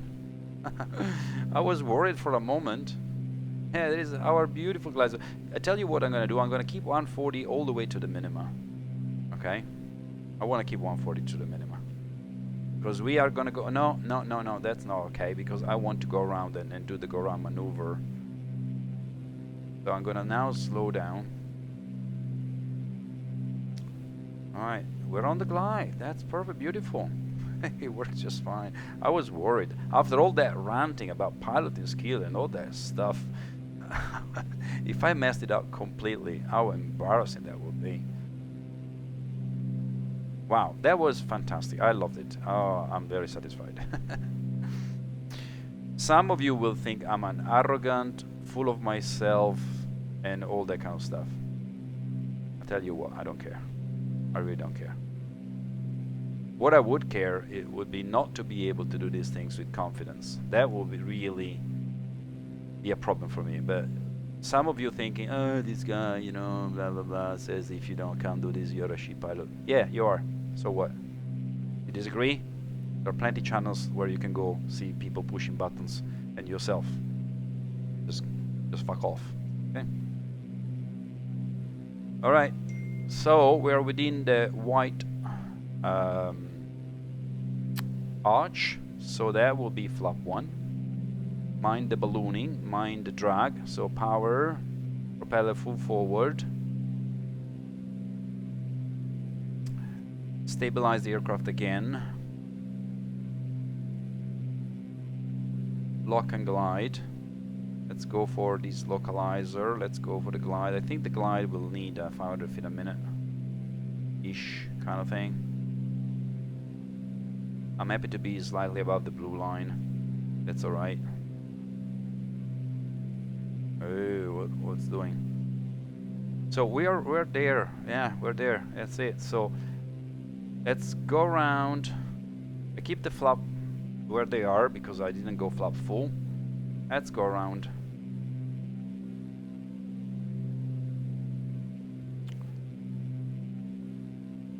Keep the blue line. Gear is up. Now accelerate about the blue line.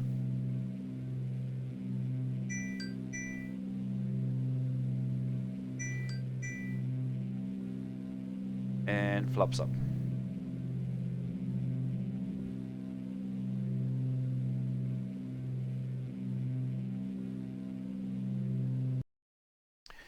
Sorry guys, I had to take a phone call, so we're in the middle of a go around.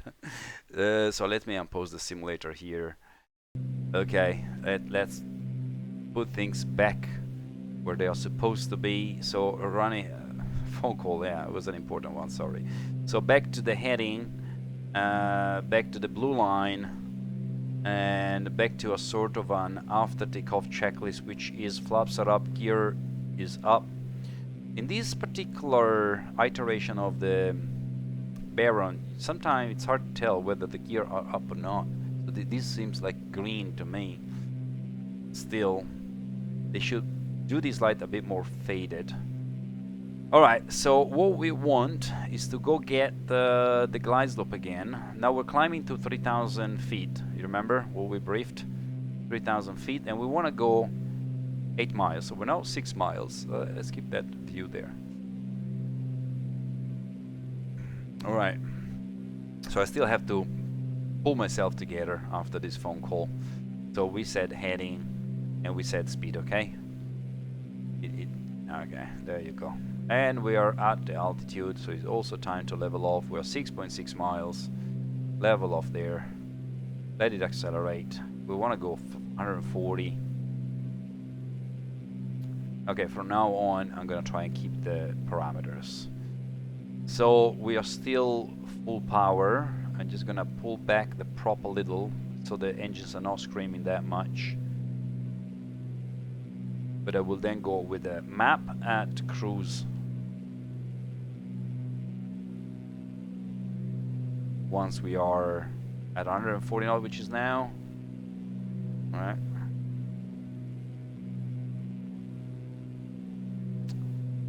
So that's 8.1. I'm a bit late. Doesn't matter, because we are not at the 109 radial. I really want to be in the arc by the 109 radial.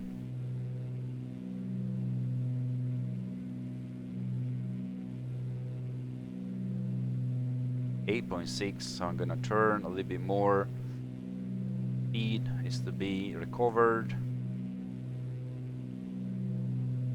Yeah, that should bring us back into the arc. Arc or arch? I don't know. Right. Then we can swap the frequency again. Really not easy to do all these things at once. See where we are there. Let's put it a bit ahead of us. Alright, 8.4, 8.3. We are officially in the arc, and we pass now the radial. Okay, so for now we restart the exercise without the descent part of it. Just have to keep our altitude and keep updating this thing so that we know what's the ABIM. It really is high workload, eh?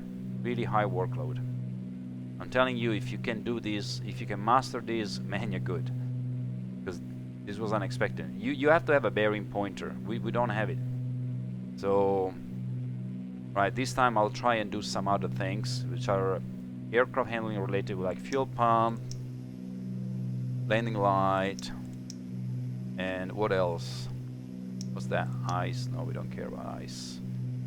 Right, let's keep. What's that? 7.9. We are in the arc. Perfect. 7.9 is absolutely fine. Speed is good. Altitude is good. VSI is good. Engine parameters good.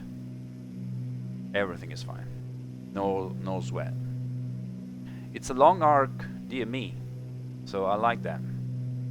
Really long. 7.8. Okay, let me just go flat with my wings level, because we're still within the arc, but we are 2.2 of a mile off. So I want that to increase. So we're diverging slightly, you can tell here. And if you can't tell, if you're a virtual pilot, that's okay. There is some learning you should do before you can fully appreciate this video. If you're a real pilot, go get your license, please. Your pocket is not the right place for your license. If you don't know, if you can't read this HSI and make sense of it, your pocket, your license should not be in your pocket, but you know where it should be.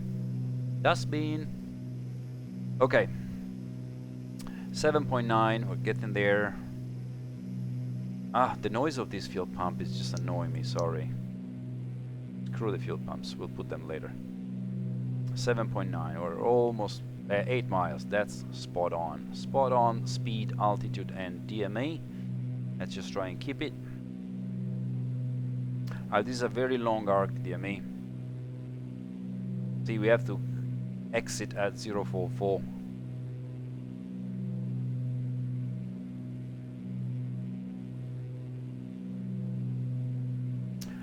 I think I said some bullshit before. Yeah, I did. We're not even on the 109 radio. We are actually at it now.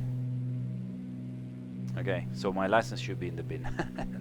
It's too much stuff going on, especially with the phone call and everything. But I realized now that it's 109 radial. It's now, and that's the 109 radial. So we were here. We were right here. We have to go all the way. That's why it was so long, because we were there. Obviously, okay. Altitude, DME. You get distracted 1 second and you completely off everything. 1.3 of a mile, still within the arc.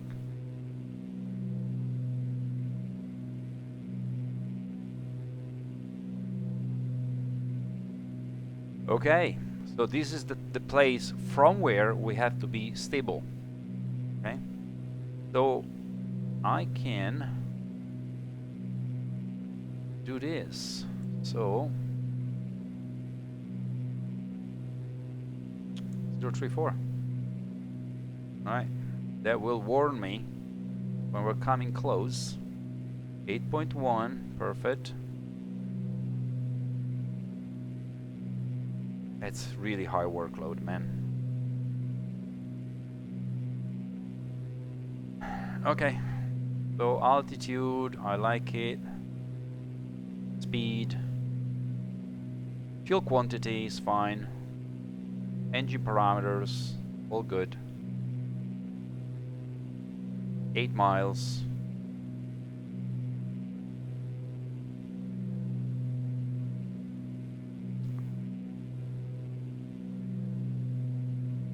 Basically, even at this narrow arc, if you keep any bank angle more than a couple of degrees, it's too much. We're already 7.9. It's gonna close in if you keep anything more than just 2 or 3 degrees of bank angle. That's because it's a very slow aircraft.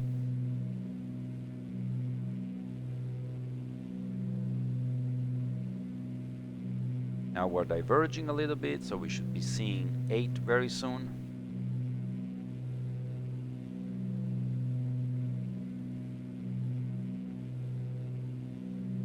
Why is it clear? Maybe it wasn't completely overcast.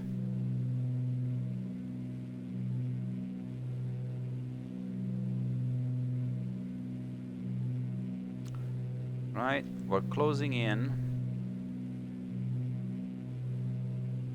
8 miles, perfectly on the arc. 8.1.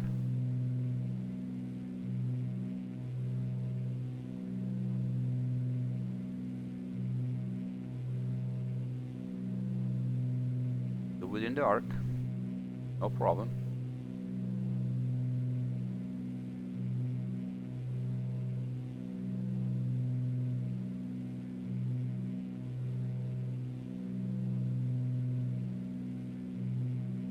$3,000 feet. It was supposed to be 3,100, but it doesn't matter. Here we're testing our precision, the way we fly. So if we decide 3,000, and 3,000 is fine, just because we decide. If we decide 3,100, and 3,100 has to be.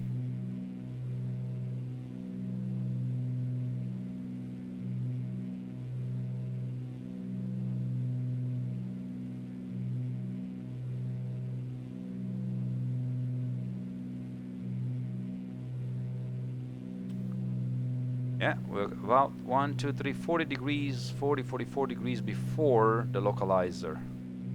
8 miles exactly here. Closing in a little bit. You might see, yeah, I was about to say, but might see 7.9. That's totally fine. 140 knots exactly, 3,000 feet exactly. We'll let the radial pass. Keep these heading.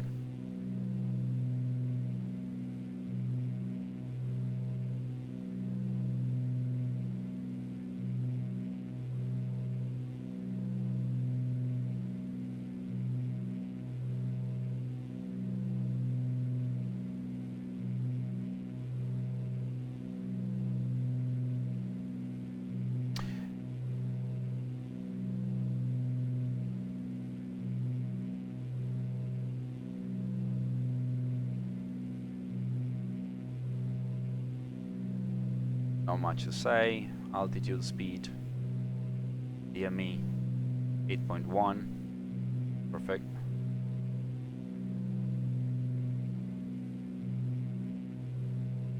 And this should become alive very soon. 8.1, that's absolutely fine.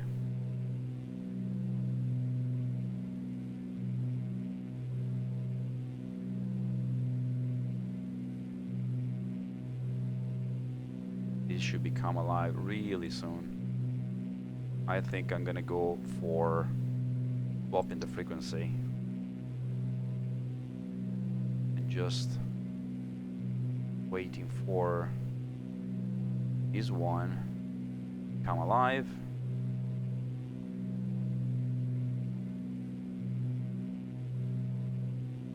Yeah, there it comes. There it comes. There is the glide. Yeah. 8.0. Oh, look at that. How satisfying. I can't tell you. I don't know. As far as I'm concerned, aircraft should not have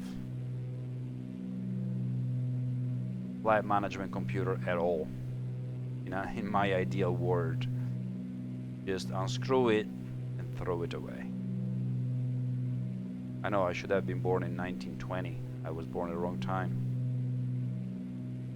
I'm a dinosaur. Don't belong, I know. What to do? Especially since I don't care. That's it. Okay, now I want to slow down, wait for the glide, start configuring plane. This time we're gonna make a real configuration for landing.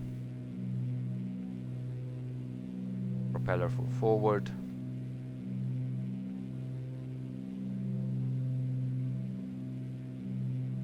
Start in the white arc. Slow down a bit more. Well within. I'm gonna wait for the glide to become alive before I go flap 1. It's flap approach on this aircraft, that's how it's called. Not flap 1, it's not an Airbus, not a PlayStation. Real aircraft, real pilots. So, altitude, even though to be honest it should be 3,100, but we said 3,000, so no, there is no excuse, 3,000 has to be, just because we said so.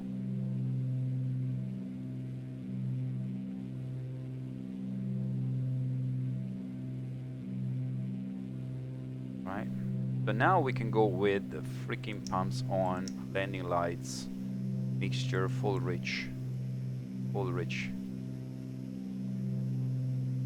Cowl flaps needs to be open in case of go around. Cowl flaps open. But looking great. In a real airplane I would delay the cowl flaps a little bit, but here it's really hard to manage everything as you're flying the ILS, so I want to be ready for the ILS when it comes.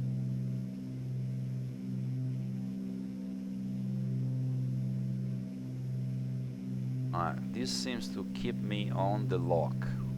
So what was the minimum? This time we're gonna respect the minima.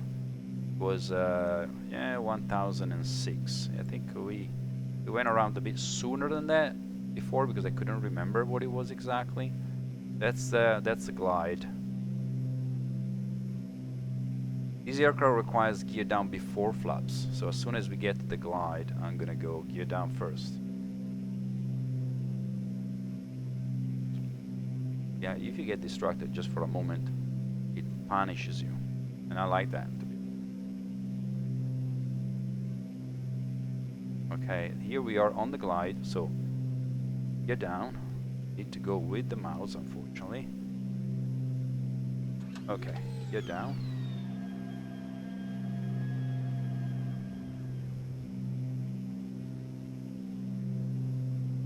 Okay, look at the glide. It punishes you so quickly. Flaps 1.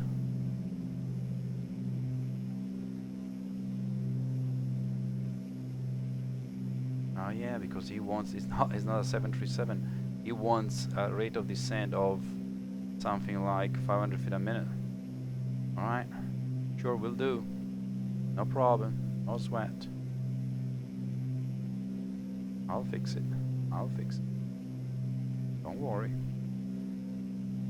Keep calm. Let's put that 200 feet a minute rate of descent.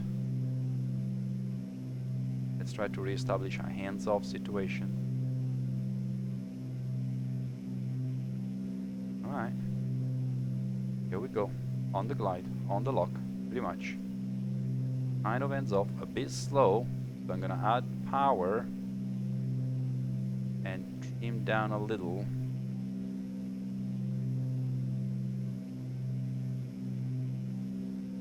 We want the blue line. That's important for for light twin. Blue line. Maybe more than blue line, but not less.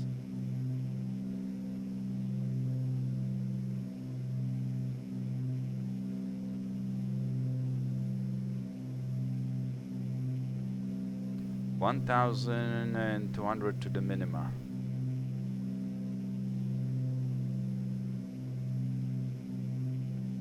I think I have to start flying more dynamically. I'm gonna go for the second notch of flaps. Find the ballooning. Okay, I want to focus a bit more on lock and glide and speed. Okay, that glide, it's 1 dot down, right? Fix it. We'll fix it. Right. Nothing crazy, don't do anything crazy. Watch this. 600 feet a minute. Okay, good lock. Speed is coming back. Good lock, good glide.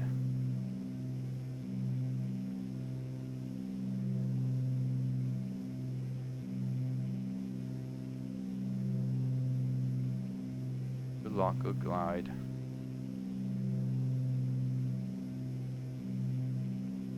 Yeah, now it's good. Now I'm happy.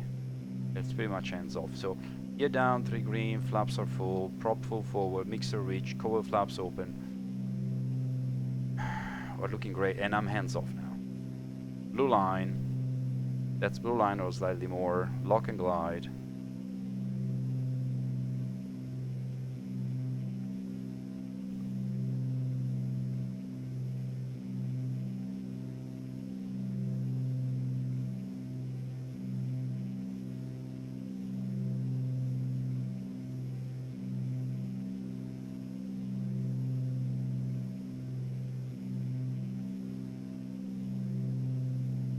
Alright, I want to look outside, and that's the runway. How satisfying. Wow. I went even. Okay, so let's not forget that the flight is not over until. Alright. Until you park the aircraft, shut it down, and. What's the parking brake here? I mean, the brakes? Yeah, those are the brakes.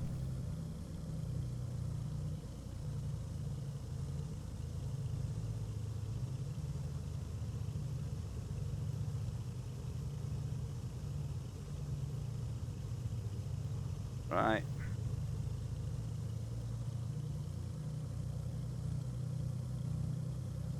Cool. Alright. Just for fun, we're gonna get off the runway and make an after landing sort of bow. Right. Parking brake set. Landing lights off, pumps off, tow heat off, taxi light on and strobe off, transponder, if we use it, stand by. If you don't use it, doesn't matter. And usually mixture needs to be lean a bit, not too. And the flaps up, of course. Get some fresh air, shall we? And that concludes everything. So one thing I was thinking about during the approach, say in your life there was a time when you were really good at these things, but that was 10 years ago. So the meaning of that now is zero, absolutely zero. Flying skills are like a plant. They need to be watered every single day. If you do not practice this thing for 1 year, you can as well say that you never had it. That's not entirely true, because if you had it at some point in your life, it will be much quicker to recover. But at the moment, until you recover them with some proper training, you actually don't have it. A lot of people fool themselves believing that because 10, 20 years ago, 30 years ago, 100 years ago, I was very good at flying an aircraft. Now, if something happened, I'll be good again, just like that, in a fraction of a second. Wrong. Wrong. If you don't practice this thing for a month, it's gone. It's not completely gone, but it's gone to the point that it's not there for you in case you need it. Let's just say that if you look at yourself in the mirror and you haven't practiced flying an aircraft this way for an extended period of time, you're not looking at a pilot. End of the story. No, you don't have to. There's nothing. I mean, me is terrible. I'll be honest with you. It would be terrible. I would not be able to look at myself in the mirror and make such a statement. But hey, I think the first step to cure your alcoholic problem is to admit that you are an alcoholist, right?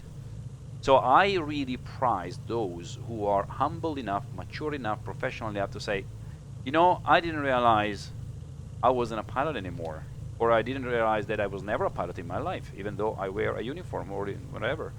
And okay, fine, that's it. Now I know. Let's take it from there and do something about it. I really, really admire that. Nothing wrong with that. If you're a virtual pilot, if you want a flight simulator to be a tool to learn something about flying an aircraft, you can build real skills here. Absolutely, 100%. I am a very firm, strong advocate of flight simulation if used seriously to be a perfect tool to build real flying skills. Not 100%. You can't build 100% of all the skills and knowledge and capabilities and that you need in real life, but close to it, and you can learn the most difficult ones. Also because flight simulation is always a tad more difficult than real life airplane are. So that a gyro? That's that what I was looking for before. Is that associated to a nav one? Maybe I don't know. Maybe I've been a stupid idiot. I think this is the ADF, the track NDB. So it could not be useful to us. Sorry about this parenthesis. Let's see. I don't think that there was an NDB there. There wasn't, so we couldn't use that. So yeah, okay. There was no bearing point on these aircraft that we could use to do the ArcDM in a proper way, but we managed it anyway. So you were a great pilot 20 years ago doesn't mean shit. End of the story. Take it from there. You have never been capable of doing these kind of things. Fine. Do something about it. Are you a virtual pilot? I suggest you build some real flight skills. Take advantage of flight simulation. Nobody does. Nobody does. Nobody take advantage of I mean, nobody I have seen, nobody I know. Everybody with these fucking FMC guidance buttons that even my grandmother, even now that she's dead, she could still do it. What you do with your airplane in real life on or virtual. Anybody can do that. Anybody with 2 hours of training. 4. You want day 6 hours of training? Okay, you got 6 hours of training and you can push buttons. Everybody can put a frozen meal in the microwave, isn't it? This is what you need to do. Again, some people might find all these offensive. I truly, honestly don't give a shit. And I agree. You know who I agree with? ICAO. I also agree with every national aviation authorities, and I agree with all airlines, even though I don't believe they agree with themselves. Everywhere is written that a pilot is a pilot when he can fly an aircraft within a certain parameters. It's not even my opinion. I just buy the ICAO definition of a pilot, which is married by all the aviation authorities that are ICAO compliant, and all the airlines that they say we are also ICAO compliant, then they subscribe the same. I don't remember if these parameters, are exactly the ICAO parameters. To be honest, these are my parameters. Maybe ICAO is slightly different, could be. These are my parameters. The one I decided are, to me, what you need in order to assess your own situation. You can be more slack than that. In your opinion, that's okay. That's fine. I mean, you build your own parameters you want, but you have to keep your stuff together when you fly an aircraft. Okay, it has to be under control. You have to know where you are. You have to decide what numbers you want to fly. You have to fly those numbers. This is too much for you. Okay, well, that's your opinion. Everybody's entitled. It would be nice to bring the ICAO standard exactly here. If somebody has it, I couldn't find the document, please bring it on, put it in the comment. And I wish the whole community, real and virtual, will come together and start talking about real flying for once. It's not happening, unfortunately, and nobody seems to care, but I do. And if you do as well, then you probably enjoy this video. If this video had taught you something, I'm very happy. If this video has made you realize something, I'm happy. If this video has offended you, I apologize, but I'm not sure I care. It was not my intention to offend anybody. I just speak the truth, what I believe is the truth, and I am not politically correct. I'm sorry. You gotta live with it. And because this is my channel, if you really don't like it, you're free to click away. Other than that, I thank you all for having flown with me today. Put a like if you like the video. Subscribe to this channel if you like everything sim related. My videos are technical most of the time. My videos are in Italian most of the time, but I am about to decide to create more English content, and so I don't know, it's up to you if you want to subscribe or not. I am not after subscription, so I don't care if I have one subscriber more or less. I do this to help people and to spread aviation culture, mentality. I'm even happy if respectively you put comments below that are in disagreement with my philosophy of being a pilot or life, whatever. You know, just say, I think all you say is rubbish, and this is the reason why. I respect that. I don't have a problem with that. But if you come and tell me that being a pilot is pushing buttons, sorry. We're not going to have a discussion about that. I have no time to waste with you. We belong to two different, not planet, universes. You are in another galaxy. I don't care. You know, pushing buttons is not being a pilot. End of the story. Period. There's no talking about it. Okay. Thank you all. If you have been so patient to come to this point, putting up with my rant, really congratulations to you. I'll see you soon. Have a nice day, and bye bye.